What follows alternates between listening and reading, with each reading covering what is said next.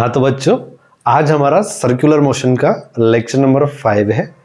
इस लेक्चर के अंदर हमने यहाँ पे आपके लिए एक सवाल लिखा हुआ है, क्योंकि बेटा सेम इससे मिलता जुलता सवाल हमने लास्ट लेक्चर में किया था, तो मुझे लगा कि कहीं बच्चों को शायद उस सवाल में दिक्कत आई होगी, तो उसी से मिलता जुलता सवाल मैं आप लोगों के लिए लेकर के आया हूँ। सबसे पहले हम इस सवाल का जवाब ढूंढेंगे, फिर आगे हम लोग बढ़ेंगे। तो देखिए बच्चों, इस सवाल बोल क्या रहा है, component of acceleration are equal in magnitude. जो एक्सेलरेशन के कंपोनेंट्स है वो मैग्नीट्यूड में इक्वल है और speed at T is equal to 0 4 meter per second दे रखा है, और आपसे पूछा गया है time to complete first revolution will be इतना इतना इतना दिया है, तो अल्फा की वैल्यू क्या होगी।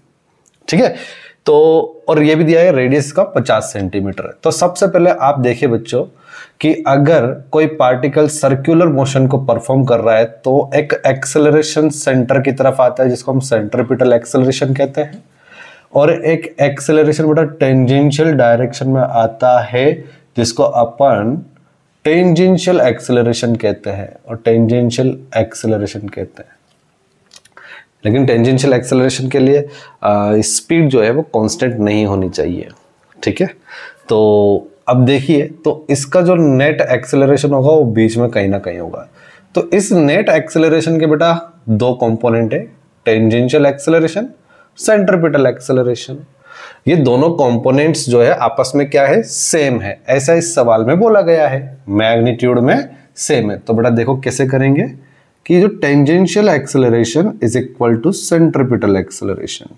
टेंजेंशियल एक्सेलरेशन को बेटा मैं बोल सकता हूं dv upon dt। Last lecture में सिखाया था वेलोसिटी के मैग्नीट्यूड के चेंज होने की रेट को अपन टेंजेंशियल एक्सेलरेशन कहते हैं, और सेंट्रीपिटल एक्सेलरेशन का फॉर्मूला तो बेटा सबको पता है, v स्क्वायर अपॉन r होता है अगर स्पीड v दे रखी है तो। ठीक है बच्चों, तो बेटा इसको मैं और सोल्व करूं, बेटा सेम जात के लोगों को एक साथ पटक दें, so dv upon v square is equal to dt upon r, यही रहेगा बच्चों।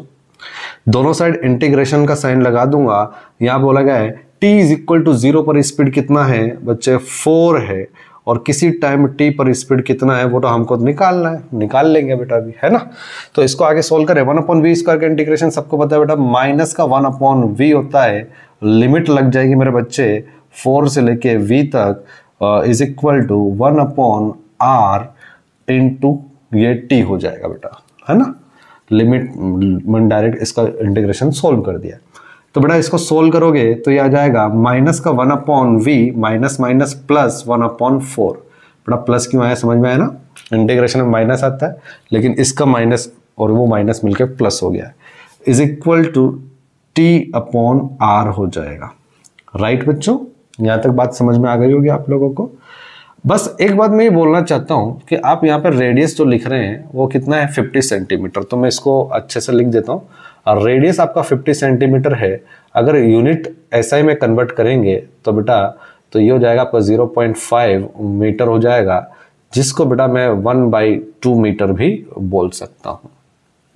ठीक, तो ये हो जाएगा मेरे बच्चे -1 upon V plus 1 upon 4 is equal to, बेटा 1/2 था तो 2 पर जाएगा तो ये हो जाएगा 2t हो जाएगा बच्चों।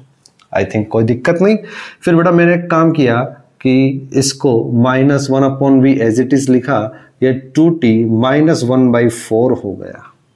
राइट बच्चों, अब एक काम करो बेटा, इसका क्रॉस मल्टीप्लिकेशन कर दोगे तो ये हो जाएगा, मैं आपको दोबारा पूरा सोल्व करके बता देता हूँ बेटा, इधर ही बता देता हूँ ताकि आपको दिक्कत ना हो।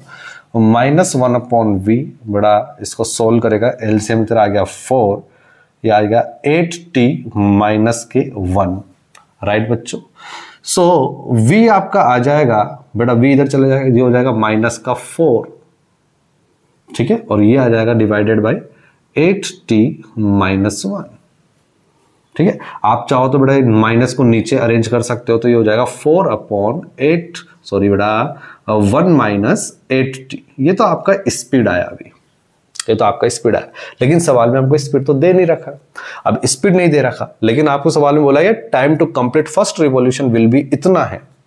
स्पीड नहीं दे रखा तो इसको तो कन्वर्ट करना पड़ेगा, और इसको कन्वर्ट कर दिया आपने v को, बेटा मैं लिख सकता हूं, ये v क्या है, वेलोसिटी के मैग्नीट्यूड। वेलोसिटी का मैग्नीट्यूड स्पीड है, तो इसको लिख सकता हूं मेरे बच्चे क्या, ds अपॉन dt लिख दूं is equal to 4 upon 1 minus 8t। बेटा सेम जात के लोगों को एक साथ पटकते हैं, आपको पता ही है। So ds is equal to 4 upon 1 minus 8t into dt। बेटा दोनों साइड इंटीग्रेशन लग जाएगा, इंटीग्रेशन लग गया। t इज इक्वल टू 0 पर मान लीजिए कितना डिस्टेंस कवर किया उसने, 0। किसी टाइम t पर, बेटा वही टाइम फर्स्ट रिवॉल्यूशन जो कंप्लीट हुआ है ना उसमें निकाल रहे अपन, किसी टाइम t पर डिस्टेंस सपोज ने कितना कवर कर लिया, s। तो ये कितना हो जाएगा आप लोगों का, s माइनस 0, बेटा इधर मैं ऐसे कर देता, s minus 0 is equal to, बड़ा 4 कांस्टेंट है तो बाहर आ गया, 1 अपॉन x का इंटीग्रेशन log x होता है, तो यहाँ पे इसका हो जाएगा log 1 minus 8t divided by, बेटा इसका डिफरेंशिएट करोगे तो माइनस का 8 आ जाएगा, यहाँ पे इंटीग्रेशन आता तो है ना आपको, ठीक है। तो ये लिमिट लग जाएगी 0 से लेके t तक। So distance s is equal to मेरा बच्चे 4, बेटा 4 से इसको मैं काट सकता हूँ क्या, हाँ काट दीजिएगा बेटा, इसको 2 बार काट देंगे तो ये आ जाएगा log 1 माइनस, सबसे पहले एक बार t पुट करेंगे तो ये 8t आ जाएगा, और माइनस log 1 उसको तो लिखने की जरूरत नहीं है, तो ये कितना हो गया डिवाइडेड बाय माइनस का 2। तो बेटा मैं इसको लिख सकता हूं माइनस का 2 into S is equal to ln 1 minus 8t। बेटा एंटी लॉग लेंगे, so 1 minus 8t is equal to e की पावर माइनस 2s। तो मेरे बच्चे यहां से आपको 8t निकालोगे तो ये हो जाएगा 1 माइनस e की पावर माइनस 2s, राइट बच्चों।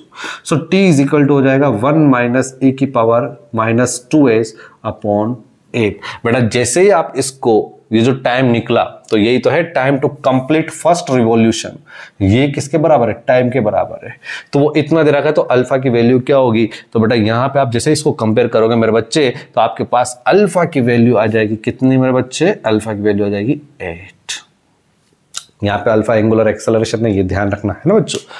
तो या आई थिंक आपको मेरे बच्चे ये वाला सवाल तो क्लियरली बहुत अच्छे तरीके से समझ में आ गया होगा। बेटा मैं ये सवाल आप लोगों के लिए दोबारा इसलिए लेके आया था क्योंकि लास्ट लेक्चर में जब मैंने इसी तरह का सवाल करवाया था तो उसमें कुछ बच्चे कंफ्यूज हो रहे होंगे, तो उस कंफ्यूजन को दूर करने के लिए मैंने आपको यहाँ पे ये सवाल दोबारा करवाया है। आई थिंक कोई प्रॉब्लम नहीं हुई होगी, ठीक है। तो एक बार आप देख सकते हैं बेटा, मैं एक बार चेक कर लूँ कि आपको ये वीडियो क्लियरली दिख रहा है कि नहीं दिख रहा है। थोड़ा सा दिक्कत है, हाँ बच्चों अब आपको क्लियरली दिख रहा होगा, ठीक है बच्चों। मैं कम करता हूँ, पॉज कर देता हूँ, फिर रब कर देता हूँ ताकि आपको टाइम बचेगा। 1 मिनट रुकिएगा। हाँ तो बच्चों अब हम बात करेंगे dynamics of circular motion. Dynamics of circular motion. तो इस डायनामिक्स ऑफ सर्कुलर मोशन के अंदर भी, डायनामिक ऑफ सर्कुलर मोशन के अंदर भी बेटा हम सबसे पहले बात करेंगे सेंट्रीपिटल फोर्स की। क्या होता है बेटा सेंट्रीपिटल फोर्स, उसके बारे में हम एक चर्चा करेंगे थोड़ी सी, देखिएगा, सुनिएगा, समझिएगा। बेटा इसके पहले लेक्चर में हम लोग ऑलरेडी सेंट्रीपिटल एक्सेलरेशन की बात कर चुके हैं। बेटा सेंट्रीपिटल एक्सेलरेशन में अगर आप मास से डिवाइड कर मास से मल्टीप्लाई कर दोगे तो बेटा आपको मिल जाएगा सेंट्रीपिटल फोर्स। तो किसी भी ऑब्जेक्ट, कोई भी ऑब्जेक्ट जो कि कर्व्ड पाथ पर मोशन में है या सर्कुलर पाथ पे मोशन में है, तो उस पार्टिकल को एक सर्कुलर पाथ के अलोंग चलाने के लिए एक फोर्स की जरूरत पड़ती है, और वो फोर्स कौन सा होता है बच्चों, सेंट्रीपिटल फोर्स होता है। बेटा क्या लिखा मैंने, the force that is necessary to keep an object moving on curved path, curved path पर मूव करने के लिए जिस फोर्स की जरूरत पड़ती है, that force is centripetal force. बेटा जैसे कि, और इसकी जो डायरेक्शन होगी towards the and directed towards the centre of rotation. ठीक है बेटा, इसको थोड़ा सा और अपन अच्छे से समझते हैं। मान लीजिए ये कोई एक सर्कुलर पाथ है या फिर एक कोई सर्कल है। This is your Y axis and this is your X axis, right. कोई पार्टिकल बेटा यहां से चल रहा है तो उसकी जो लीनियर वेलोसिटी है वो तो ये रही लीनियर वेलोसिटी, या फिर आप इसको स्पीड भी बोल दो बेटा, है ना। लीनियर वेलोसिटी है तो बेटा जब ये चल रहा है तो एक सेंटर की तरफ एक एक्सेलरेशन आता है जिसको हम सेंट्रीपिटल एक्सेलरेशन कहते हैं। और सेंट्रीपिटल एक्सेलरेशन का काम होता है डायरेक्शन को चेंज करने का, मैं बता चुका हूं बच्चों, है ना। डायरेक्शन को चेंज करने के लिए कौन सा एक्सेलरेशन काम आता है बेटा? सेंट्रीपिटल एक्सेलरेशन काम आता है। और यहां पे सेंट्रीपिटल एक्सेलरेशन के फॉर्मूले में ना आपको v² r लिखाया था, राइट बच्चों। एक ओमेगा इंटू वी लिखाया था, एक और बेटा आप यहां पे एक जीरो लिख सकते हो, ओमेगा स्क्वायर इंटू आर, ये भी लिखाया था। ये तीन फॉर्मूले मैंने आपको सेंट्रीपिटल एक्सेलरेशन के लिखाए थे। मैं बात करना चाहता हूं, अगर इस सेंट्रीपिटल एक्सेलरेशन, अगर आप क्या लिखना चाहते हो, सेंट्रीपिटल फोर्स लिखना चाहते हो, तो बेटा मास जो पार्टिकल सर्कुलर मोशन कर रहा है उसका मास इनटू सेंट्रीपिटल एक्सेलरेशन, उसका मास जो सर्कुलर मोशन कर रहा है वो, और सेंट्रीपिटल एक्सेलरेशन का मल्टीप्लिकेशन सेंट्रीपिटल फोर्स होता है। तो बेटा सेंट्रीपिटल फोर्स के भी यहां पे आपको तीन फॉर्मूले देखने को मिल जाएंगे, mv²/r, यहां पे बेटा m इंटू ओमेगा वी और यहां पे m into omega square into R. ये तीन फॉर्मूले आपको देखने को यहां पे मिल जाएंगे। बेटा अगर इसको मैं वेक्टर फॉर्म में लिखूं बेटा, तो वेक्टर फॉर्म में कैसे लिखेंगे sir? Centripetal force in vector is equal to mass तो स्केलर क्वांटिटी है, बट सेंट्रीपिटल तो एक्स जो है वो वेक्टर क्वांटिटी है। बेटा सेंट्रीपिटल एक्सेलरेशन को हम लोगों ने क्या लिखा था? Omega vector cross V vector लिखा था, राइट। तो हम लिख सकते हैं इसको वेक्टर फॉर्म में is equal to m into omega vector cross V vector, ये बेटा ठीक है। आई थिंक आपको यहां तक बात समझ में आ गई होगी। एक बात और बेटा, जिस तरह से मैंने आपको बोल देता है सेंट्रीपिटल एक्सेलरेशन का काम होता है जो सर्कुलर मोशन में जो पार्टिकल जो सर्कुलर मोशन परफॉर्म कर रहा है, सर्कुलर पाथ पे जो पार्टिकल सर्कुलर मोशन परफॉर्म कर रहा है उसकी डायरेक्शन को चेंज करने का काम किया करता था। कौन? Centripetal acceleration. तो यहां पे सेंट्रीपिटल फोर्स भी क्या करेगा? सेंट्रीपिटल फोर्स भी बेटा वेलोसिटी की डायरेक्शन को चेंज करेगा। Change the direction of velocity of particle जो क्या कर रहा होगा? सर्कुलर मोशन परफॉर्म कर रहा होगा। आई थिंक मुझे नहीं लगता बेटा आपको यहां से यहां तक कोई दिक्कत होगी। ठीक है बच्चों, अगर मैं बेटा सुनिएगा, मैं आपसे पूछूं पावर की, power of centripetal force, power of centripetal force बेटा एक ही तो फॉर्मूला होता है, सेंट्रीपिटल फोर्स डॉट उसका V vector, centripetal force dot V vector, यही होता है बच्चों।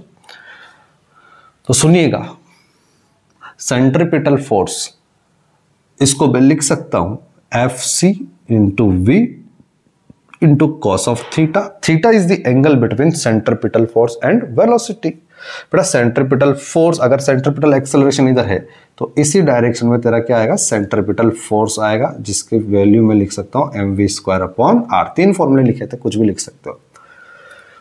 तो सेंट्रीपिटल फोर्स और वेलोसिटी के बीच में कितने डिग्री का एंगल है? 90 डिग्री का। तो बेटा cos 90 तो कितना हो जाएगा? 0, और cos 90 जैसे 0 हुआ तो हम बोल सकते हैं कि सेंट्रीपिटल फोर्स का जो पावर है, पावर ऑफ सेंट्रीपिटल फोर्स, वो कितना हो जाएगा बेटा? 0, क्योंकि cos 90 की वैल्यू कितनी है? 0। ठीक है बच्चों, एक चीज आप और लिख सकते हो, work done by, work energy theorem लगाओगे, वर्क एनर्जी थ्योरम लगाओगे तो work done by all forces, work done by all forces is equal to change in kinetic energy होता है बेटा, work done by all forces. लेकिन यहाँ पे तो केवल एक ही फोर्स नजर आ रहा है मुझे, कौन सा? Centripetal force. और अगर सेंट्रीपिटल फोर्स नजर आ रहा है तो सेंट्रीपिटल फोर्स के द्वारा किया गया जो वर्क डन होगा वो होगा चेंज इन काइनेटिक एनर्जी के बराबर। ठीक है, तो यहां पर लिख सकते हो half M V square minus half M V square. अरे सर ये क्या लिख दिया? मैंने जो लिखा वो लिखा, आपको जो मैं बोल रहा हूं उस पर ध्यान दो। मैं क्या कह रहा हूं, work done by all forces equal to change in kinetic energy होता है। तो आप मुझे एक चीज बताओ बच्चों, जब सेंट्रीपिटल फोर्स का कोई पावर ही नहीं है, सेंट्रीपिटल फोर्स का कोई पावर ही नहीं है, तो वर्क डन कहां से आ जाएगा? समझ आएगी नहीं आई? नहीं आई? बड़ा एक बार और समझाता हूं। पावर का फॉर्मूला होता है वर्क डन अपॉन टाइम। जब पावर ही 0 है तो वर्क डन कितना हो जाएगा? 0 हो जाएगा। अरे समझ आया आप? तो वर्क डन कितना हो जाएगा? 0 हो जाएगा। तो बेटा आप इसको लिखो मत, आप तो बेटा मैंने बोल दिया क्या कि work done by all forces की जगह यहां पे ऑल फोर्स पे कौन सा आ जाएगा? सेंट्रीपिटल फोर्स, उसका वर्क डन 0। क्यों 0? क्योंकि उसका पावर 0, और अगर पावर 0 तो वर्क, उसका फोर्स का वर्क डन कितना हो जाएगा? इसका सेंट्रीपिटल फोर्स का वर्क डन 0, और सेंट्रीपिटल फोर्स का वर्क डन अगर 0 है तो कहने का मतलब सेंट्रीपिटल फोर्स काइनेटिक एनर्जी को चेंज कर ही नहीं सकता। जब काइनेटिक एनर्जी चेंज नहीं हो रही तो सीधी सी बात है कि स्पीड चेंज नहीं हो रही, और स्पीड चेंज नहीं हो रही तो सीधी सी बात है कि बेटा सेंट्रीपिटल फोर्स स्पीड चेंज करता ही नहीं है। और ये बात हम लोग देख ली थी कि सेंट्रीपिटल एक्सेलरेशन ओनली डायरेक्शन को चेंज करता है। तो डायरेक्शन को चेंज करता है तो सेंट्रीपिटल फोर्स भी क्या करता है? वेलोसिटी की डायरेक्शन को ही चेंज कर रहा है। और बेटा ये डायरेक्शन को चेंज करता है, डायरेक्शन को चेंज करता है, स्पीड को चेंज नहीं करता, वेलोसिटी के मैग्नीट्यूड को चेंज नहीं करता। तो बेटा मैं क्या लिख सकता हूं? It does not change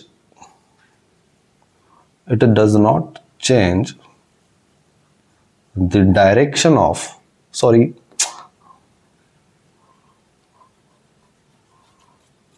speed of particle, speed of particle की स्पीड को बच्चा ये चेंज नहीं करता। आई थिंक आपको क्लियरली समझ में आ गया होगा। हाँ तो बच्चों आई थिंक आपको सेंट्रीपिटल फोर्स का जो फंडा है वो क्लियरली समझ में आ गया होगा, राइट बच्चों? और ये चीज मैंने आपको बताई दी बेटा कि जब सेंट्रीपिटल फोर्स का पावर 0, अगर नहीं समझ में आया तो मैं आपको बता दूं, पावर का फॉर्मूला होता है वर्क डन अपॉन टाइम। बेटा पावर अगर 0 है तो वर्क डन भी कितना हो जाएगा? 0 हो जाएगा। और अगर वर्क डन 0 है तो हम बोल सकते हैं कि सेंट्रीपिटल फोर्स के द्वारा किया गया वर्क डन अगर 0 है, तो अगर ये सेंट्रीपिटल फोर्स का वर्क डन 0 है तो बेटा सीधी सी बात, उसकी काइनेटिक एनर्जी के अंदर चेंज भी कितना है? 0। और अगर काइनेटिक एनर्जी के अंदर चेंज 0 है तो ऑब्वियसली बात है बेटा स्पीड क्या रहेगी? कांस्टेंट रहेगी। तो हम बोल सकते हैं कि सेंट्रीपिटल फोर्स स्पीड को चेंज नहीं करता है, ये केवल और केवल क्या करता है? पार्टिकल की वेलोसिटी को चेंज करता है। वेलोसिटी मतलब उसकी डायरेक्शन को चेंज करता है। और सेंट्रीपिटल फोर्स किधर की तरफ होता है? Towards the centre of rotation. I think बेटा समझ में आ गया होगा। नेक्स्ट हम लोग आगे बढ़ते बेटा टेंजेंशियल एक्सेलरेशन की तरफ, सॉरी टेंजेंशियल फोर्स की तरफ बच्चों। बेटा इसको मैं रब कर दूं, आगे बढ़ते हैं हम लोग टेंजेंशियल फोर्स की तरफ। समझिएगा क्या बोल रहा हूं मैं, क्या नहीं बोल रहा हूं। बेटा टेंजेंशियल फोर्स हम लोग देख रहे हैं, इसके पहले हम लोगों ने टेंजेंशियल एक्सेलरेशन देख लिया था। टेंजेंशियल एक्सेलरेशन कब आता था? जब कोई पार्टिकल सर्कुलर मोशन परफॉर्म करता था तो उसकी वेलोसिटी का मैग्नीट्यूड, जो कि हम स्पीड बोलते हैं, अगर स्पीड उसकी हर इंस्टेंट पर क्या रहती थी, सेम रहती थी, तो वो यूनिफॉर्म सर्कुलर मोशन होता था, तो किसी प्रकार का टेंजेंशियल एक्सेलरेशन नहीं आता था। ये कब आता था, जब वो हर इंस्टेंट पर उसकी स्पीड क्या हो रही हो, चेंज, वेलोसिटी की बात नहीं कर रहा, स्पीड चेंज हो रही हो, तो वहां पे टेंजेंशियल एक्सेलरेशन आता था। तो बेटा टेंजेंशियल फोर्स क्या होता है, तो किसी भी कर्व्ड पाथ, सर्कुलर मोशन के अंदर कर्व्ड पाथ पर टेंजेंशियल डायरेक्शन में पार्टिकल को रखने के लिए जिस फोर्स की जरूरत पड़ती है, उस फोर्स को हम बोलते हैं टेंजेंशियल फोर्स। राइट बच्चों, जैसे कि देखिएगा, ये मान लीजिए एक आपका कोई एक सर्कल है, ये सर्कल है बेटा, ये आपका सेंटर O है। राइट बच्चों, तो ये कर्व्ड पाथ है, इस कर्व्ड पाथ पर, और अगर पार्टिकल कहाँ जा रहा है बेटा, अगर स्पीड बताओ तो टेंजेंशियल डायरेक्शन स्पीड ये है, तो कर्व्ड पाथ पे टेंजेंशियल डायरेक्शन में रखने के लिए, है ना बेटा, कर्व्ड पाथ में टेंजेंशियल डायरेक्शन किसको, बॉडी को या पार्टिकल को रखने के लिए जिस फोर्स की जरूरत पड़ती है, that force is tangential force, जो कि टेंजेंशियल डायरेक्शन में होता है। जैसे कि बेटा मैं आपको बताऊं, इसके अंदर सेंट्रीपिटल टेंजेंशियल एक्सेलरेशन के बारे में हमने देख लिया था। तो बेटा टेंजेंशियल फोर्स भी क्या हो जाएगा, ये हो जाएगा मास ऑफ पार्टिकल जो कि सर्कुलर मोशन परफॉर्म कर रहा है, एंड टेंजेंशियल एक्सेलरेशन, तो ये टेंजेंशियल फोर्स का मैग्नीट्यूड हो जाएगा। तो बच्चों टेंजेंशियल एक्सेलरेशन जो था वो टेंजेंशियल डायरेक्शन में लगा करता था, और उस टेंजेंशियल डायरेक्शन में जो एक्सेलरेशन था उसका मैग्नीट्यूड हुआ करता था अल्फा इंटू आर। तो बेटा यहां पर आपका टेंजेंशियल फोर्स हो जाएगा M into alpha into R, ये आपका टेंजेंशियल एक्सेलरेशन हो जाएगा। बेटा अगर इसको वेक्टर फॉर्म में लिखना हो तो tangential force in vector form is equal to M, बेटा ये हो जाएगा alpha vector cross R vector. इसका डायरेक्शन कैसे निकालते हैं बेटा, वो भी मैंने आपको लास्ट लेक्चर में सिखा दिया था, है ना ये चीज। एक बात और, अगर बेटा टेंजेंशियल फोर्स और स्पीड दोनों सेम डायरेक्शन में, तो ये लास्ट क्लास में ऑलरेडी हम बात कर चुके हैं कि अगर टेंजेंशियल एक्सेलरेशन और स्पीड सेम डायरेक्शन में तो इसकी स्पीड बढ़ेगी, और अगर अपोजिट डायरेक्शन में तो उसकी स्पीड घटेगी। तो बेटा यहां पर ऑब्वियसली बात है, जिस डायरेक्शन में फोर्स होगा, जिस डायरेक्शन में एक्सेलरेशन उस डायरेक्शन में फोर्स होना तय है। अगर एक्सेलरेशन इस डायरेक्शन में, तो मैं बोल सकता हूं कि टेंजेंशियल फोर्स भी इस डायरेक्शन में।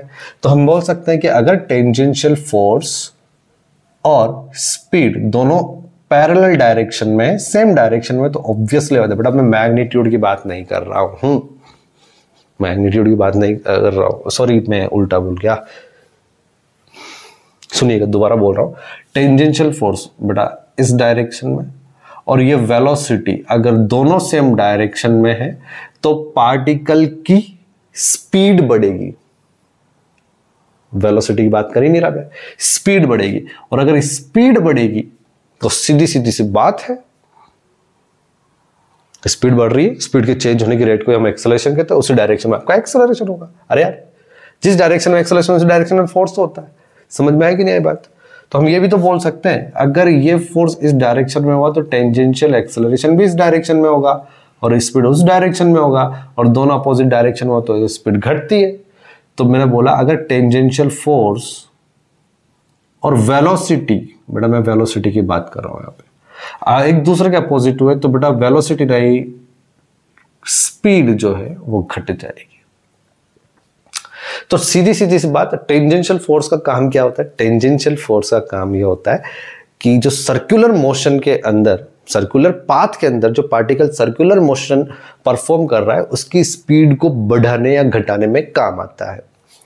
तो हम डायरेक्ट लिख सकते हैं, ये जो टेंजेंशियल फोर्स है ये रेस्पॉन्सिबल है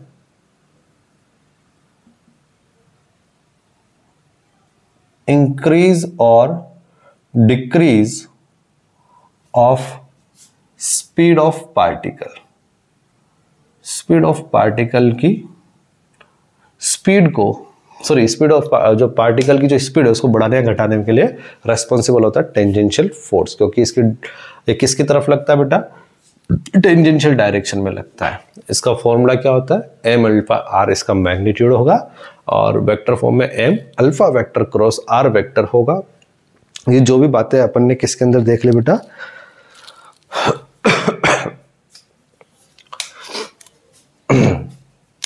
टेंजेंशियल फोर्स में देख ली बेटा। इसको मैं एक तरीके से और लिख सकता हूं, इधर देखिए, इसको मैं एक तरीके से और लिख सकता हूं। सो ये जो टेंजेंशियल फोर्स है इसको मैं लिख सकता हूं मास, और बेटा टेंजेंशियल एक्सेलरेशन जो था वो क्या था, वेलोसिटी का मैग्नीट्यूड के चेंज होने की रेट। ऐसे भी लिख सकते हैं हम टेंजेंशियल फोर्स को। अगर बेटा यूनिफॉर्म सर्कुलर मोशन हो रहा है, इन यूनिफॉर्म सर्कुलर मोशन, तो ऑब्वियसली बात है ओमेगा कांस्टेंट, और ओमेगा कांस्टेंट तो स्पीड तो कांस्टेंट है। यूनिफॉर्म सर्कुलर मोशन हो रहा है तो ओमेगा कांस्टेंट तो बेटा आपका स्पीड कांस्टेंट। और सीधी सीधी बात है, अगर ओमेगा कांस्टेंट है तो अल्फा तो कितना होने वाला है, 0। और बेटा हमको पता है कि टेंजेंशियल एक्सेलरेशन का फॉर्मूला ही क्या होता है, अल्फा इंटू आर। अल्फा 0 तो टेंजेंशियल एक्सेलरेशन यहाँ से कितना हो जाएगा, 0, क्योंकि अल्फा कितना दे रखा है, अल्फा दे के रखा है, अल्फा 0 होता है। जब टेंजेंशियल एक्सेलरेशन 0 तो बेटा टेंजेंशियल फोर्स भी 0। तो सीधी सीधी सी बात, नो बकवास, कि यूनिफॉर्म सर्कुलर मोशन के अंदर टेंजेंशियल एक्सेलरेशन नहीं आएगा, टेंजेंशियल एक्सेलरेशन नहीं आएगा तो टेंजेंशियल फोर्स भी नहीं आएगा। ध्यान रखना, यूनिफॉर्म सर्कुलर मोशन।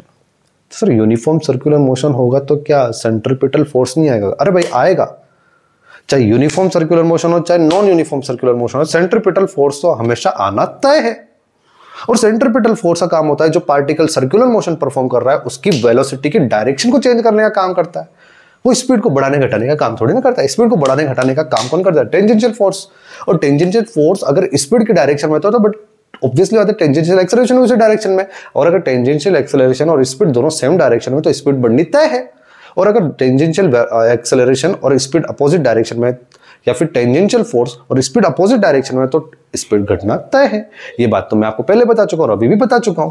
तो यूनिफॉर्म सर्कुलर मोशन के अंदर टेंजेंशियल फोर्स तो आना है ही नहीं, क्योंकि टेंजेंशियल फोर्स क्यों नहीं आएगा? क्योंकि टेंजेंशियल एक्सेलरेशन नहीं आएगा। टेंजेंशियल एक्सेलरेशन क्यों नहीं आएगा? क्योंकि ओमेगा कांस्टेंट है। अगर ओमेगा कांस्टेंट है तो बेटा अल्फा 0 है, अल्फा 0 है तो टेंजेंशियल एक्सेलरेशन का फॉर्मूला अल्फा इंटू आर होता है। अल्फा 0 तो टेंजेंशियल एक्सेलरेशन भी 0। और अगर चाहो तो बेटा स्पीड भी कांस्टेंट है, और अगर स्पीड कांस्टेंट है तो टेंजेंशियल फोर्स को हम लिख सकते हैं मास इंटू स्पीड के चेंज होने की रेट। अगर स्पीड कांस्टेंट है, स्पीड चेंज हो ही नहीं रही, तो स्पीड चेंज हो ही नहीं रही तो किस प्रकार का टेंजेंशियल एक्सेलरेशन आएगा? तो स्पीड चेंज नहीं हो रही तो बेटा ये कितना, ये v कांस्टेंट है ना, ये स्पीड ये कांस्टेंट है तो कांस्टेंट का डिफरेंशिएशन 0, तो ये 0 तो बेटा टेंजेंशियल फोर्स भी 0। क्लियर बच्चों? आया कि नहीं आया समझ में? आई थिंक आपको बेटा ये वाला कॉन्सेप्ट क्लियरली समझ में आ गया होगा। हाँ तो बच्चों नेक्स्ट आगे की तरफ हम लोग बढ़ते हैं। देखिएगा, ये कोई एक सर्कुलर मोशन है। अरे यार ये सर्कल ढंग से नहीं बना, इसको दोबारा बनाते हैं।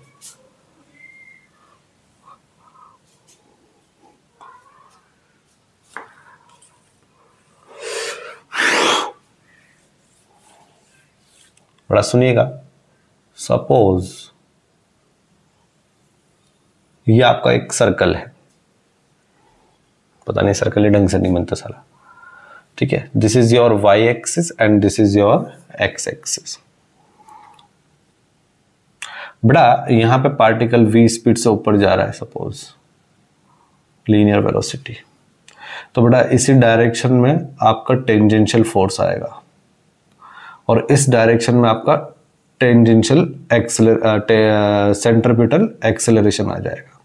सर दोनों फोर्स कब आएंगे? जब नॉन यूनिफॉर्म सर्कुलर मोशन होगा, है ना। अगर यूनिफॉर्म सर्कुलर मोशन होगा तो ओनली सेंट्रीपिटल फोर्स आएगा, टेंजेंशियल फोर्स नहीं आएगा। जब नॉन यूनिफॉर्म सर्कुलर मोशन होगा तो दोनों आएंगे, क्योंकि उसमें स्पीड भी बेटा हर जगह चेंज हो रही होगी और वेलोसिटी तो ऑलरेडी चेंज हो रही है डायरेक्शन की वजह से, ठीक है। तो यहां पर हम लोग लिख सकते हैं कि नेट फोर्स जो आएगा वो नेट फोर्स आएगा बेटा कुछ इस तरह से।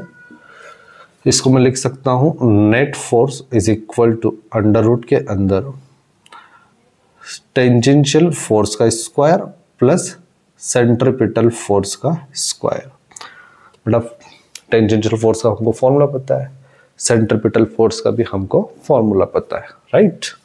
अगर कभी किसी बच्चे ने पूछ लिया कि सर ये थीटा बताओ, तो हम बता सकते हैं कि tan theta is equal to perpendicular. तो बेटा परपेंडिकुलर आपका हो जाएगा tangential force upon base, that is your centripetal force. ये टेन थीटा। कोई बच्चा बोले सर ये अल्फा बताओ, बेटा जितना ये आएगा उसको 90 में से माइनस कर देना। और अगर आप डायरेक्ट ऐसे निकालना चाहो तो ऐसे भी निकाल सकते हो, alpha is equal to 10 inverse, बेटा ये है तो परपेंडिकुलर अब ये हो जाएगा centripetal force upon tangential force. यहां से भी आप क्या निकाल सकते हो बेटा, अल्फा निकाल सकते हो, ठीक है। एक सवाल करते हैं नेक्स्ट। बेटा एक सवाल कुछ इस तरह का है कि एक पार्टिकल है जो कि सर्कुलर मोशन परफॉर्म कर रहा है, सेंटर की तरफ सेंट्रीपिटल एक्सेलरेशन ऐसी है और वो हमको सेंट्रीपिटल एक्सेलरेशन गिवन है बच्चों। सेंट्रीपिटल एक्सेलरेशन गिवन है k square are into T square, k square are into T square. तो यहां पर टाइम वेरी कर रहा है तो सेंट्रीपिटल एक्सेलरेशन भी वेरी कर रहा है, और यहां पे सेंट्रीपिटल एक्सेलरेशन क्या कर रहा है बच्चों, वेरी कर रहा है ना बेटा। सवाल में ये वेरी कर रहा है। तो आपसे सवाल में पूछा गया है power delivered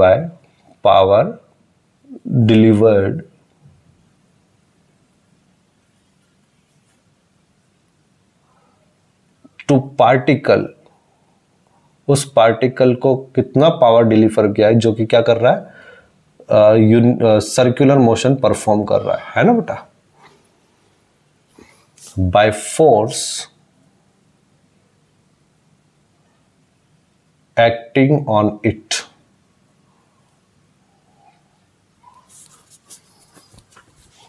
by force acting on it is given by। सवाल को ढंग से समझते हैं। एक पार्टिकल है जो कि सर्कुलर मोशन परफॉर्म कर रहा है, उसमें सेंट्रीपिटल एक्सेलरेशन के square are into T square दिया हुआ है और बोला गया है कि वो टाइम के साथ वेरी कर रहा है। तो उस पार्टिकल को उस फोर्स ने कितना पावर दिया, वो पावर आपको फाइंड आउट करना है। तो बेटा हमको तो आता है, सीधी सी बात, सर पावर निकालना है ना, तो पावर का फॉर्मूला ये कि तो होता है force F vector dot V vector. तो बेटा पहले तो एक चीज समझ ले कि यहां पे दो तरह के पावर हो सकते हैं, सेंट्रीपिटल फोर्स वाला भी हो सकता है और टेंजेंशियल फोर्स भी हो सकता है। अब सेंट्रीपिटल फोर्स और टेंजेंशियल फोर्स में से कौन सा, किसका पावर निकालना है, चेक करते हैं। फिर सर सेंट्रीपिटल फोर्स का पावर तो हमेशा 0 है, ठीक है, लेकिन अभी ढंग से समझना है फिर इस सवाल को, है ना। ये सर सेंट्रीपिटल एक्सेलरेशन हमको तो के square are into T square दिया हुआ है। सेंट्रीपिटल एक्सेलरेशन को मैं लिख सकता हूं वी स्क्वायर अपॉन आर लिख सकता हूं। सपोज ये रेडियस अगर आर है, स्मॉल आर, और ये कितना है k square are into T square. So यहां से वी स्क्वायर कितना हो जाएगा बच्चों, k square are square t square. तो मेरे बच्चे यहाँ पे स्पीड वी कितनी हो गई, के आर टी हो जाएगी, क्योंकि बेटा स्क्वायर जाएगा तो ये रूट हो जाएगा। ये तो स्पीड हो गई, ये तो स्पीड हो गई। ये स्पीड भी जो है वो टाइम के साथ क्या कर रही है, वेरी कर रही है बच्चों। ये भी क्या कर रही है, वेरी कर रही है। और अगर टाइम के साथ स्पीड वेरी कर रही है तो वहां पे तो कौन सा वहां पे तो कौन सा फोर्स आना तय है, सर वहां पर टेंजेंशियल फोर्स आना तय है, सीधी सी बात। बड़ा टेंजेंशियल फोर्स आना तय है, तो टेंजेंशियल फोर्स कैसे निकालेंगे, चेक करते हैं।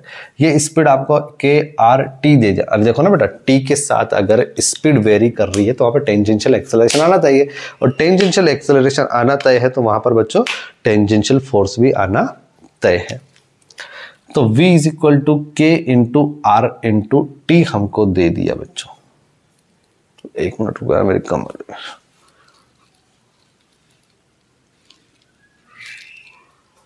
है ना बेटा, सुनिएगा।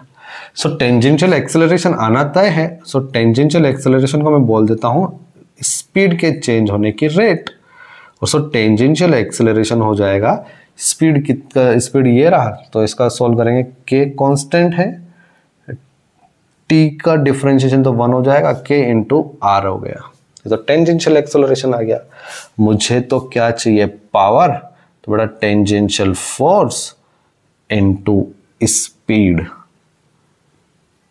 Into cos theta, theta is the angle between force and speed. बेटा देखो टाइम बढ़ेगा तो, देखो यहाँ टाइम बढ़ेगा तो स्पीड बढ़ रही है, और स्पीड बढ़ रही है तो दोनों टेंजेंशियल फोर्स और स्पीड दोनों सेम डायरेक्शन में होंगे, तो कॉस तो कितना हो जाएगा 0। So power is equal to tangential force, इसके अंदर बेटा मैं m से मल्टीप्लाई कर दूं तो मुझे टेंजेंशियल फोर्स मिल जाएगा, m के आर इंटू स्पीड, स्पीड कितना है के आर टी कॉस 0।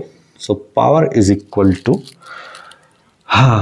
m के square are square into T. बेटा ये आपका आंसर होगा, बेटा ये आपका आंसर होगा। आई थिंक, मुझे नहीं लगता कि आपको कहीं ना कहीं से, मतलब कहीं से भी कोई दिक्कत होगी। अभी सर आपने ना स्टार्टिंग में 2 लाइन, मतलब 1 लाइन बोली थी कि सेंट्रीपिटल फोर्स का वर्क डन और टेंजेंशियल फोर्स का वर्क। अरे बेटा सीधी सी बात, सेंट्रीपिटल फोर्स का वर्क डन तो मैंने आपको सिखा दिया, कितना होता है 0 होता है, क्योंकि सेंट्रीपिटल फोर्स हमेशा सेंटर की तरफ, और बेटा वेलोसिटी कहाँ होगी उसके परपेंडिकुलर, तो बेटा दोनों के बीच का एंगल 0, तो उनका जो पावर होता है वो हमेशा कितना होगा 0 हो जाएगा, सेंट्रीपिटल फोर्स का वर्क डन। हाँ तो बेटा नेक्स्ट क्वेश्चन की तरफ पढ़ते हैं। मुझे सेंट्रीपिटल फोर्स के बारे में एक छोटी सी बात और बतानी थी बच्चों। सेंट्रीपिटल फोर्स के बारे में एक बात बतानी थी बेटा। सेंट्रीपिटल फोर्स जो, it is not a new kind of force. बेटा मैंने ना एक सिंगेज में एक लाइन पढ़ी थी कि ये एक नए तरह का फोर्स नहीं है। यहां पर आपने क्या किया है, सेंट्रीपिटल एक्सेलरेशन को उस पार्टिकल के मास से मल्टीप्लाई कर दिया है, तो मास इंटू एक्सेलरेशन तो फोर्स है, और बेटा फोर्स आना है तो यहां पर मास इंटू सेंट्रीपिटल एक्सेलरेशन के प्रोडक्ट को एक नाम दे दिया गया है, सेंट्रीपिटल फोर्स नाम दे दिया गया है। और बेटा सेंट्रीपिटल फोर्स खुद अपने आप से पैदा नहीं होगा, ये बात तो मैंने सिखा चुका हूं। कोई भी अगर पार्टिकल सर्कुलर मोशन कर रहा हो, चाहे वो यूनिफॉर्म हो चाहे नॉन यूनिफॉर्म हो, सेंट्रीपिटल फोर्स तो आना तय है। तो सेंट्रीपिटल फोर्स अपने आप में नहीं आता है, वो कोई एक दूसरा फोर्स होता है जो कि सेंट्रीपिटल फोर्स को प्रोवाइड करवाता है। ठीक है, अब इसको एक प्रोवाइड करवाता है सर, ये जो लाइन बोली है इसके ऊपर सवाल करते हैं बेटा। मान लीजिए ये एक आपका एक सर्कल है, सपोज यहां पे सेंटर पे मास ऑफ सन है, बेटा ये सन है,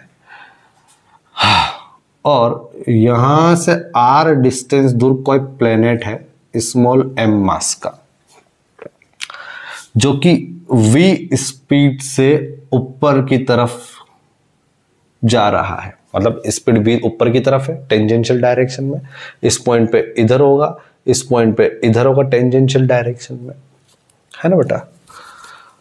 तो ये स्पीड कितनी है वो आपको फाइंड आउट करना है, पहला क्वेश्चन। दूसरा क्वेश्चन जो है कि एंगुलर वेलोसिटी कितनी होगी इस पार्टिकल या फिर इस प्लेनेट की, यहाँ पे मान लीजिए इस प्लेनेट का है ना, प्लेनेट का मास स्मॉल m है, तो angular velocity of this planet कितना होगा। तीसरा सवाल बेटा टाइम पीरियड कितना होगा, उस प्लेनेट का टाइम पीरियड कितना होगा।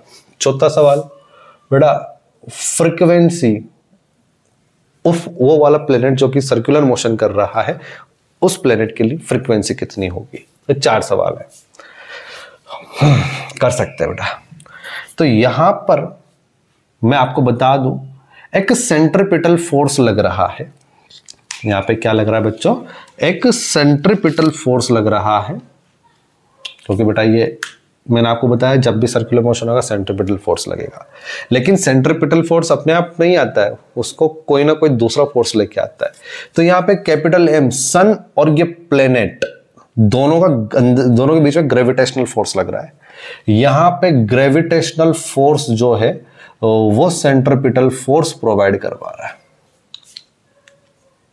ठीक है, तो क्या बोला? ग्रेविटेशनल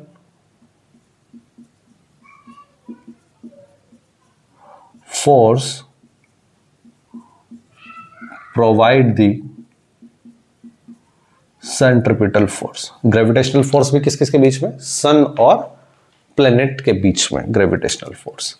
तो बेटा ग्रेविटेशनल फोर्स लिखा हो capital G, capital M, small m upon दोनों के बीच का सेपरेशन r²।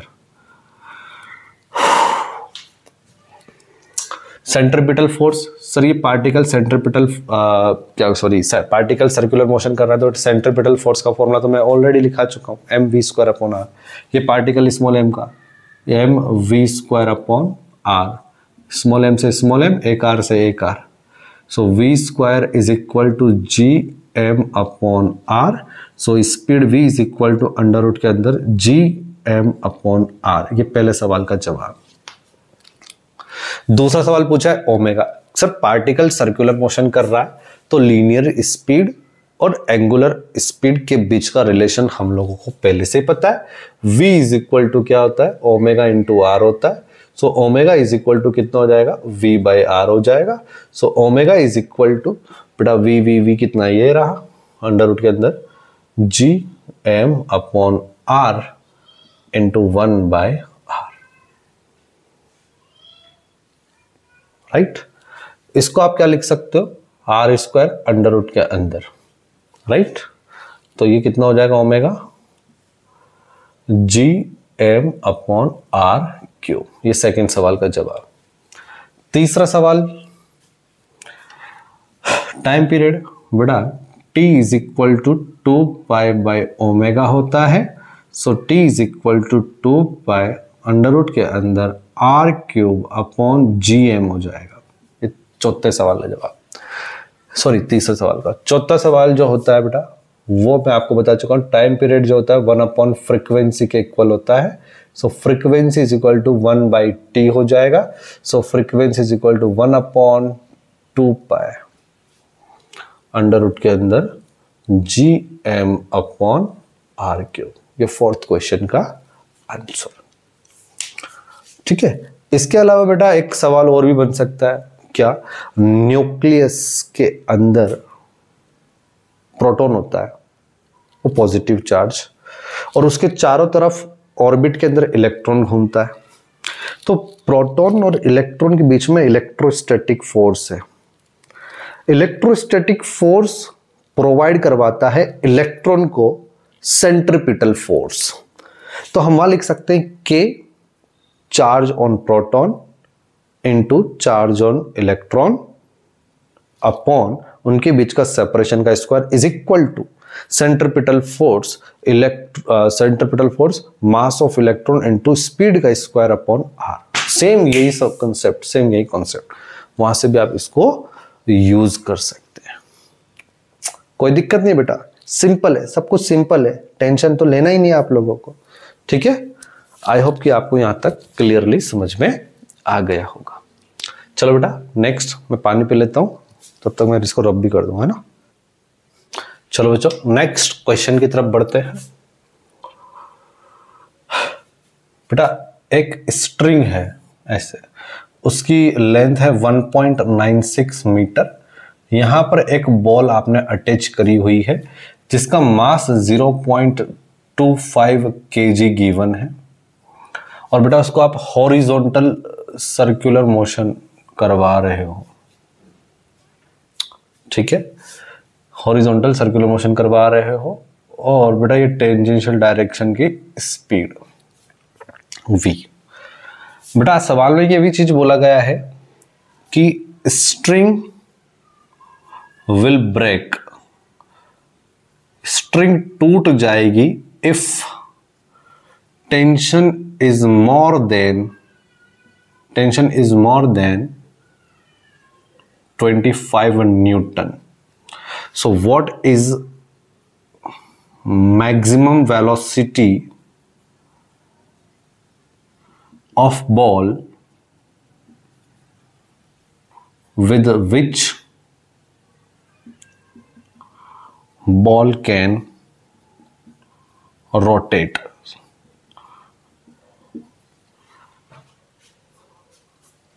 एक इंपॉर्टेंट लाइन, स्ट्रिंग ब्रेक कर रही है जब स्ट्रिंग के अंदर टेंशन कितना आ जाए, 25 नहीं, 25 से ज़्यादा न्यूटन का टेंशन आ जाए, तो आपको कितनी वेलोसिटी से बॉल को घुमाना चाहिए ताकि बॉल इजीली घूम सके. ठीक है, तो बेटा ये स्पीड आपको फाइंड आउट करनी है.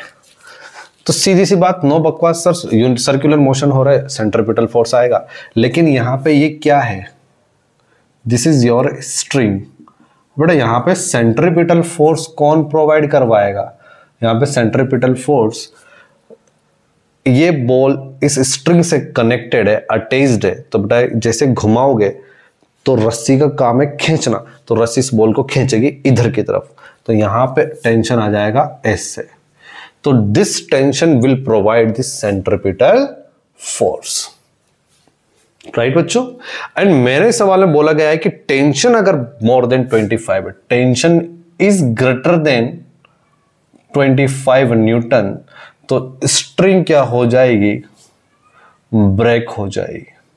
तो जरूर आपका जो टेंशन है वो लेस देन इक्वल 25 न्यूटन होना चाहिए. 25 हो जाएगा तो भी कोई दिक्कत नहीं ब्रेक होगी, लेकिन 25 से ज्यादा अगर टेंशन हो गया स्ट्रिंग के अंदर तो वो हमारी रस्सी टूट जाएगी.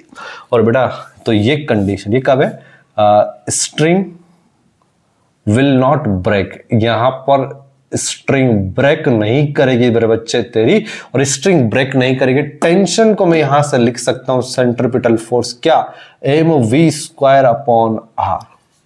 तो लिख दो बच्चों, mv² upon r is less than equal to 25, so v² is less than equal to 25 into r upon m, so v² is less than equal to बेटा 25 एज इट इज, आर है आपके पास 1.96 अपॉन मास कितना दे रखा है 0.25 kg. बेटा point से point उड़ गया, 25 से 25 गया,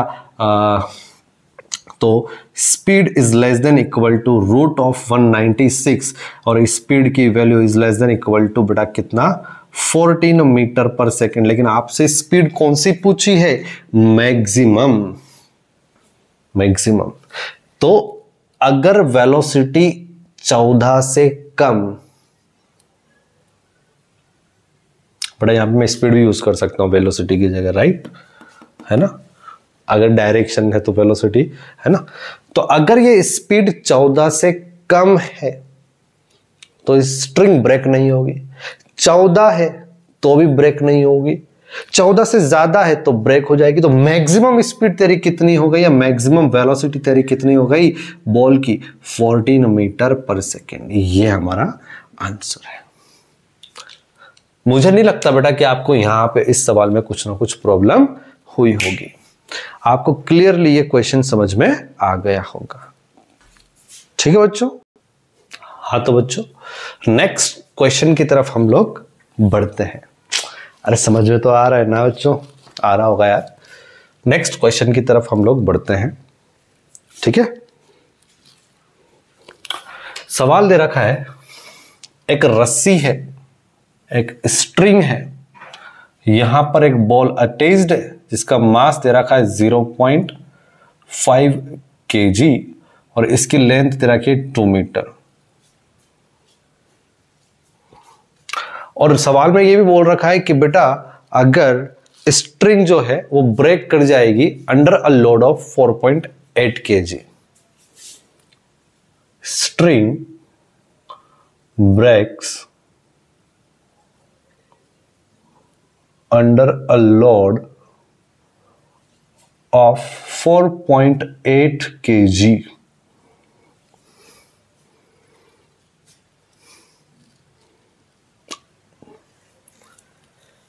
ठीक है, सवाल ने पूछा है find number of revolution per minute या फिर इन 1 मिनट, इन मिनट, ठीक है, so that ball can rotate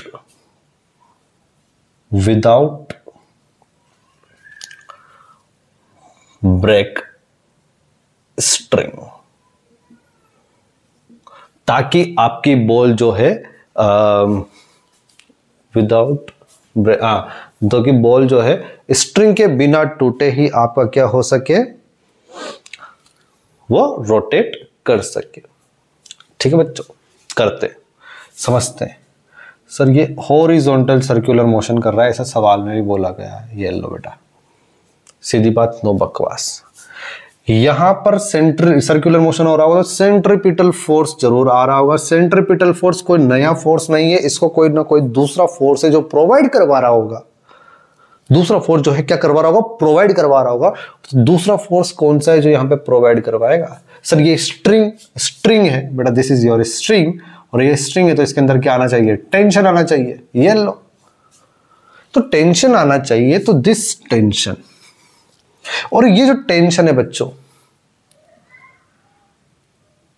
और सवाल में बोला गया string break under a load of 4.8 kg, तो बेटा मैं टेंशन निकालूं, यहां लिख देता हूं टेंशन निकाल रहा हूं। टेंशन मतलब force is equal to mass into G. तो बेटा मास कितना है 4.8 और जी की वैल्यू कितनी होती है 9.8, या फिर इसको 10 बोल दूं बेटा, पॉइंट से 0 कैंसिल हो जाएगा, तो तेरा टेंशन आ गया 48 न्यूटन। 48 न्यूटन।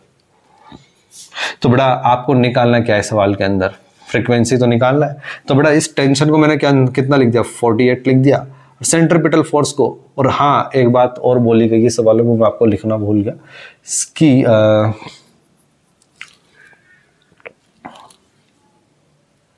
नहीं सही है कोई दिक्कत नहीं है। हाँ तो बेटा सेंट्रीपिटल फोर्स, यहाँ पे गधेड़ों की तरह बेटा mv²/r मत लगा देना, क्योंकि बेटा यहाँ पे mv²/r लगा दोगे, आपको स्पीड थोड़ी ना निकालनी है, आपको तो एंगुलर फ्रीक्वेंसी निकालनी है। और एंगुलर फ्रीक्वेंसी के एंगुलर फ्रीक्वेंसी नहीं बेटा, रिवॉल्यूशन पर मिनट यानी फ्रीक्वेंसी निकालनी है। और फ्रीक्वेंसी के लिए हमको एंगुलर फ्रीक्वेंसी वाला फॉर्मूला चाहिए होगा। एंगुलर फ्रीक्वेंसी वाला फॉर्मूला क्या होता है सेंट्रीपिटल फोर्स का, m × ω² × r। तो बेटा 48 is equal to m × r × omega को मैं लिख सकता हूं 2πf का whole square. So 48 is equal to m कितना 0.5, r कितना 2 × 2 का स्क्वायर कितना 4, पाई का ये पाई स्क्वायर हो जाएगा इनटू फ्रीक्वेंसी का स्क्वायर।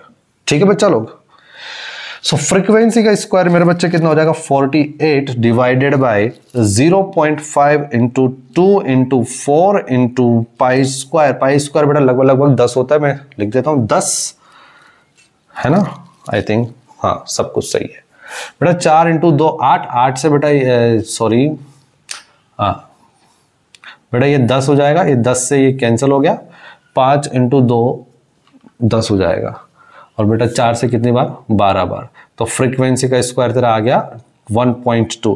तो फ्रीक्वेंसी लगभग यहाँ पे फ्रीक्वेंसी अंडर रूट के अंदर 1.2, तो बेटा 1.2 का अंडर रूट लगभग 1 के आसपास होता है, जिसको मैं लिखना चाहूंगा लगभग 1.09 के आसपास। ये तरह फ्रीक्वेंसी आ गया। लेकिन बेटा ये फ्रीक्वेंसी आई है रिवॉल्यूशन या रोटेशन पर सेकंड आया है, क्योंकि हमने सारी ऐसा यूनिट में लिया, लेकिन हमने को चाहिए रोटेशन पर मिनट में या रिवॉल्यूशन पर मिनट में। तो बेटा 1 सेकंड में कितना मिनट होता है 1/60। तो बेटा यहां पे लिख देंगे फ्रीक्वेंसी इज इक्वल टू 1.09 और रोटेशन बेटा डिवाइडेड बाय 1, ये हो गया मिनट, और बेटा 60 डिवाइडेड बाय 60 तो ऊपर जाएगा 60। तो बेटा इसको मल्टीप्लाई कर लेना यार आप लोग, ठीक है। तो ये आपका आंसर। आई थिंक आपको बेटा ये वाला सवाल भी क्लियरली समझ में आ गया होगा, कोई दिक्कत तो नहीं ना बेटा, कोई दिक्कत नहीं होनी। हाँ तो बच्चों नेक्स्ट एक और सवाल की तरफ बढ़ते हैं हम लोग।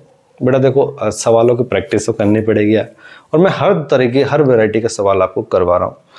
सो लोड मत लेना, है ना। चलो, इसके पहले वो एक बात और थी कि लिखा होता ना कि string under a load of 4.8 kg, मतलब स्ट्रिंग के अंदर जो टेंशन है वो maximum 4.8 into 10 that is 48, maximum 48 Newton का टेंशन उसके अंदर दिया गया है। अगर उससे ज़्यादा टेंशन हो जाएगा तो वो स्ट्रिंग क्या कर जाएगी, ब्रेक कर जाएगी। उसका मतलब ये था, ठीक है। चलो एक सवाल और, थोड़ा स्प्रिंग, थोड़ा अलग लेवल का सवाल करते हैं बच्चों। मान लीजिए ये स्प्रिंग है और यहां पर एक m मास का ब्लॉक, बड़ा किसी भी प्रकार की कोई ग्रेविटी नहीं है, नो ग्रेविटी। इसके पहले वाले सवाल में भी किसी प्रकार की कोई ग्रेविटी नहीं थी, मैं आपको पहले बोल दूं, है ना। ये जो लेंथ दे रखी है स्प्रिंग की, ये लेंथ है L0। जब आप इसको घुमाते हो, हॉरिजॉन्टल सर्कुलर मोशन करवाते हो, तो स्प्रिंग थोड़ी सी लेंथ बढ़ जाएगी। मान लीजिए रोटेट करवाने के, अब जब आपने रोटेट करवाया तो किसी न किसी एंगुलर वेलोसिटी ओमेगा से रोटेट करवाया होगा, तो ये लेंथ उस टाइम पे हो जाती है कितनी, L। ये कितनी हो जाती है बच्चों, L हो जाती है। कितनी हो जाती है, L हो जाती है।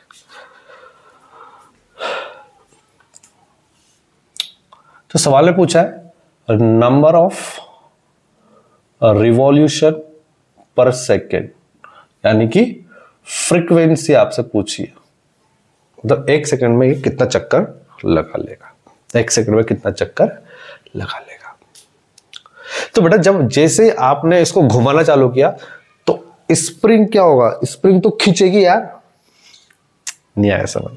जैसे आप स्प्रिंग को ऐसे घुमाओगे, ये स्प्रिंग ऐसे, तो जैसे आप इसको घुमाना चालू करोगे तो स्प्रिंग तो खींचेगी, और स्प्रिंग खींचेगी तो सपोज पहले लेंथ यहीं तक था, जिसकी लेंथ यहीं तक था तो वो कितनी लेंथ दे रखी थी, L0।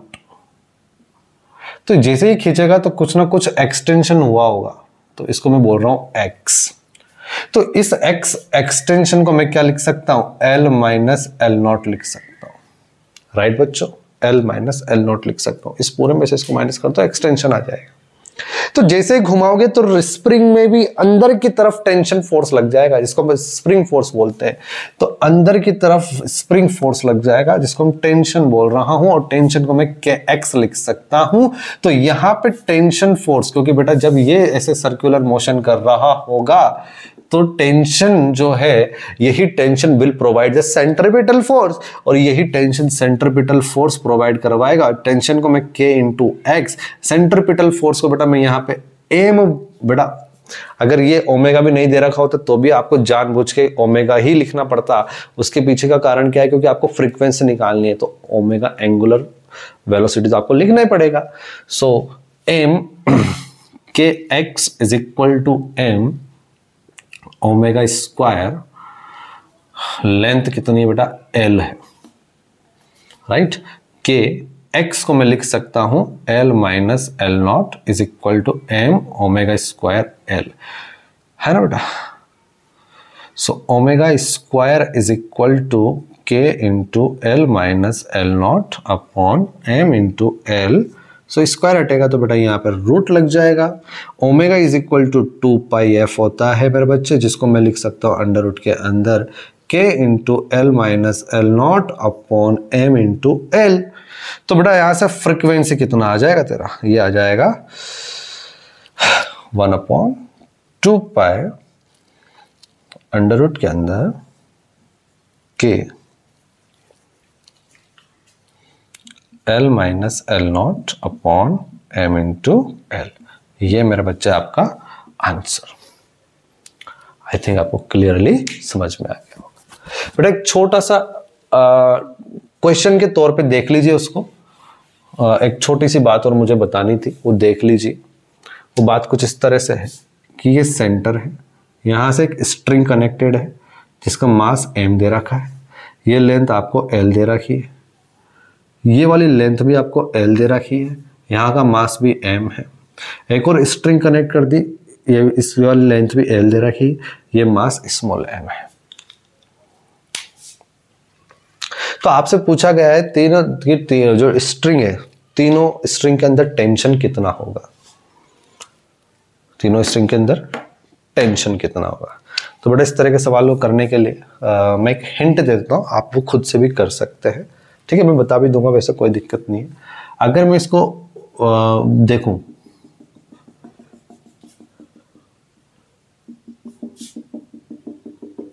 ऐसे ये सर्कुलर मोशन होगा ऐसे, तो बेटा सेंटर की तरफ एक टेंशन आ जाएगा। This tension will provide this centripetal force. तो मैं यहां लिख देता हूं, ये इसको मैं स्ट्रिंग नंबर 1 बोल रहा हूं, इस वाले को, है ना। So T1 is equal to M, है ना बेटा, ओमेगा स्क्वायर। बेटा मान लीजिए कितने एंगुलर वेलोसिटी से घूम रही है, ओमेगा से घूम रहा है सब कुछ, omega square into L L L. तो ये टोटल कितना हो जाएगा बच्चों, 3L हो जाएगा, राइट बच्चों। अगर मैं आगे बात करूं इसके लिए, यहां पर देखेंगे तो T1 इधर भी लग रहा है और T2 इधर लग रहा है, ठीक है। बट इसमें नेट फोर्स इधर की तरफ आएगा बेटा, T2 minus T1। This force will provide the centripetal force, centripetal force, हाँ सॉरी सही बोला मैंने, T2 minus T1 will provide this centripetal force. तो आप वहां लिख सकते हो M omega square into 2L, ठीक है। तो ऐसे आप एक काम करो, ये मैं आपको होमवर्क दे रहा हूं, ये आपको ये सवाल सोल्व करना है, राइट। और नेक्स्ट लेक्चर में बेटा मैं जब लेक्चर स्टार्ट करूंगा तो सबसे पहले ये सवाल आपको सोल्व जरूर कराऊंगा, तो टेंशन नहीं करने का, ठीक है। आगे बढ़ते हैं बच्चों। नेक्स्ट मैं बात करूंगा नेक्स्ट बच्चों हमारा कॉनिकल पेंडुलम। कॉनिकल पेंडुलम बेटा क्या होता है कॉनिकल पेंडुलम, सुनिएगा। एक रस्सी ली मैंने और यहाँ पे हाथ से पकड़ लिया या फिर किसी सीलिंग से सस्पेंड कर दिया, और उसको आप ऐसे घुमा रहे हो, ऐसे ऐसे।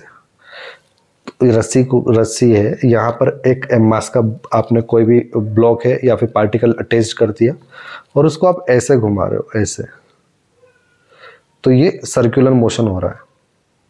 तो इस तरह के सर्कुलर मोशन को मैं क्या नाम देता हूँ, मतलब इस तरह का जो सर्कुलर मोशन वो करता है उसको मैं नाम देता हूँ, उस अरेंजमेंट को कॉनिकल पेंडुलम। जैसे कि इसको डायग्राम के थ्रू समझाता हूँ बेटा। ये मान लीजिए पॉइंट O है,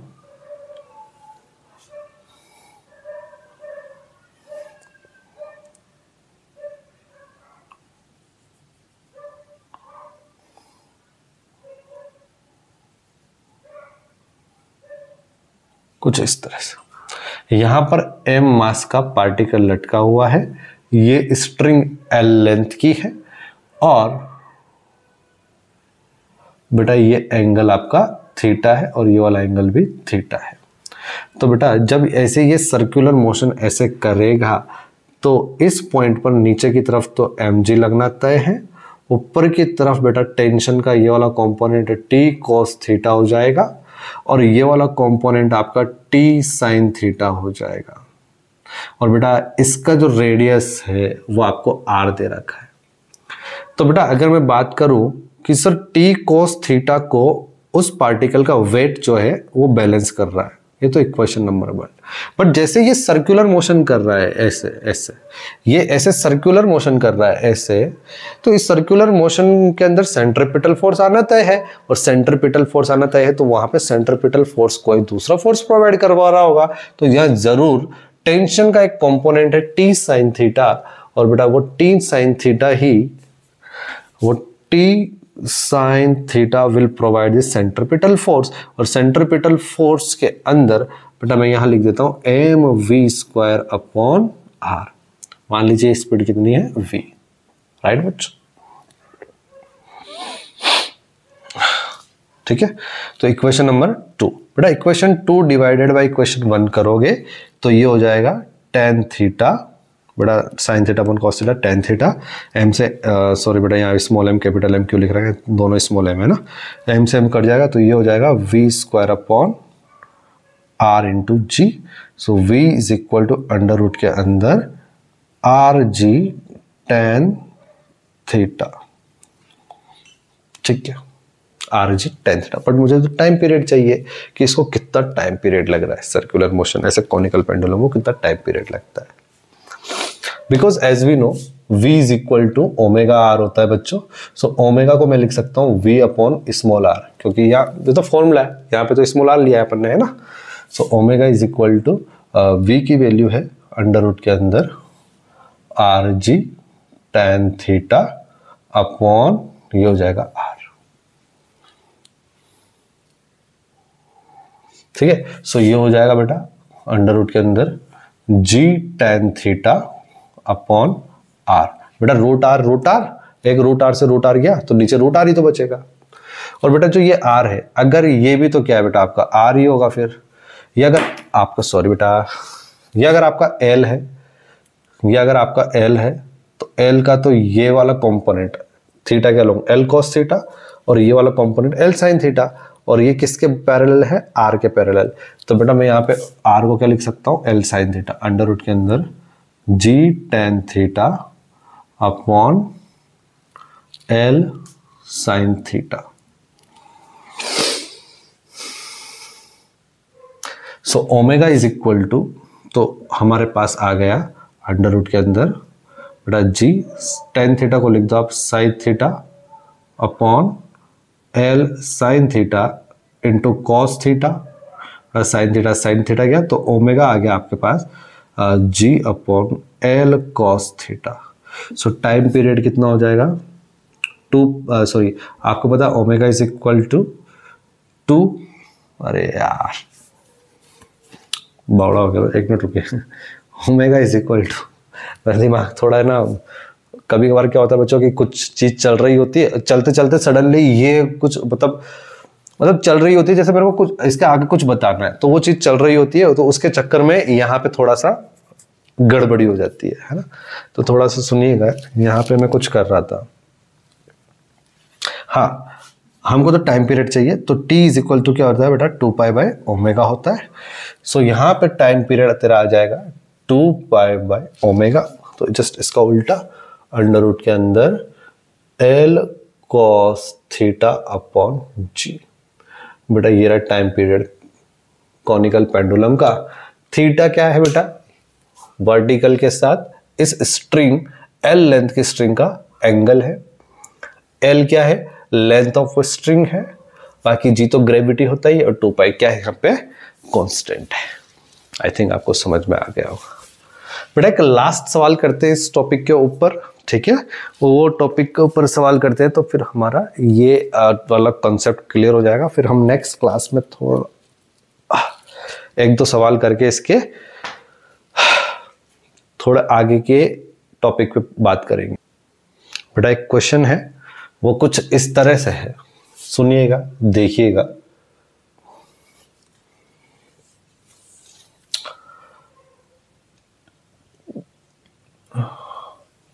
ये सिलेंडर शेप का बेटा एक बॉडी मतलब कंटेनर टाइप का कुछ ऐसा है। यहां पर एक थोड़ा टेढ़ा हो गया, इसको मैं मिटा देता हूँ, टाइम मिनट रुकिएगा।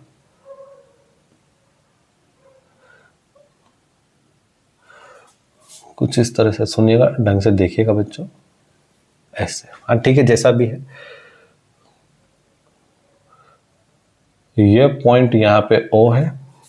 इस रस्सी से बेटा एक कैपिटल M मास का ब्लॉक कनेक्टेड है, और सॉरी यहां पर एक स्मॉल m मास का कोई पार्टिकल भी कनेक्टेड है।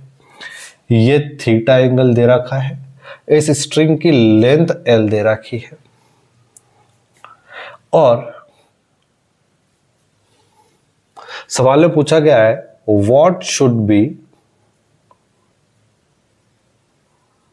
frequency of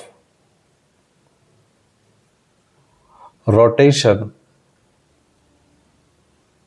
of small m mass so that capital M remains stationary, ताकि कैपिटल M क्या रहे, स्टेशनरी पे रहे। तो जब ये स्मॉल m मास का ब्लॉक सर्कुलर मोशन परफॉर्म करेगा, तो सर्कुलर जब रोटेशन करेगा, सर्कुलर मोशन करेगा, तो उस स्मॉल m मास का फ्रीक्वेंसी क्या होगा, रोटेशन के लिए। ठीक है, तो बेटा देखिए ये करेगा कुछ रोटेशन, कुछ ऐसे रोटेशन करेगा, राइट। नीचे की तरफ कितना लग जाएगा, mg लग जाएगा, ऊपर की तरफ टेंशन लग जाएगा। यहाँ पे बेटा आपको t का cos थीटा नजर आ जाएगा, और बेटा इस डायरेक्शन में आपको t का sin थीटा नजर आ जाएगा। और बेटा ये कैपिटल M स्टेशनरी होना चाहिए, तो नीचे की तरफ क्या लग जाएगा, कैपिटल mg, और बेटा ऊपर क्या लग जाएगा, टेंशन। ये स्टेशनरी पे है तो ऑब्वियसली बात है tension is equal to capital M into G. ये तो समझ में आ गया होगा। यहाँ पे t cos theta is equal to mg के, वो तो बैलेंस कर रहा है, लेकिन सर्कुलर मोशन परफॉर्म कर रहा है स्मॉल m मास, तो यहाँ पे सेंट्रीपिटल फोर्स कौन प्रोवाइड करवा रहा है, so t sin theta will provide the centripetal force. So t sin theta is equal to m, बेटा फ्रीक्वेंसी चाहिए ओमेगा स्क्वायर इंटू बेटा ये रेडियस आपको, सॉरी आर दिया है, मैं आपको लिखाना भूल गया, आर दिया है, स्क्वायर इंटू आर दिया नहीं है, हमने माना है, let this radius small r, right बच्चों। यहां से टी कैपिटल mg पुट कर सकता हूं मैं, capital mg into sine theta is equal to m omega square into r. बेटा मैं यहां पे r को क्या लिख सकता हूं, दिस इज योर l का ये component l cos theta, and this is your l sin theta, और ये r के पैरेलल है, तो मैं इसको लिख सकता हूं l का sin थीटा। बेटा sin थीटा से sin थीटा गया, so omega square is equal to capital mg upon small m into l। तो स्क्वायर हटा दोगे तो बेटा ये तो लग गया आपका रूट, बट आपको पता है t इज इक्वल टू क्या होता है, 2 पाई बाई ओमेगा, या फिर बेटा आपको तो फ्रीक्वेंसी चाहिए ना, सो ओमेगा को हम लिख सकते हैं 2 pi f, that is equal to under root के अंदर capital mg upon small m into l, right. So frequency आपकी आ जाएगी 1 अपॉन 2 पाई अंडर रूट के अंदर m into l upon capital mg। मेरे बच्चे ये रहा आपका आंसर, ये रहा आपका आंसर। आई थिंक आपको यहां तक तो पूरा ही क्लियर हो गया होगा।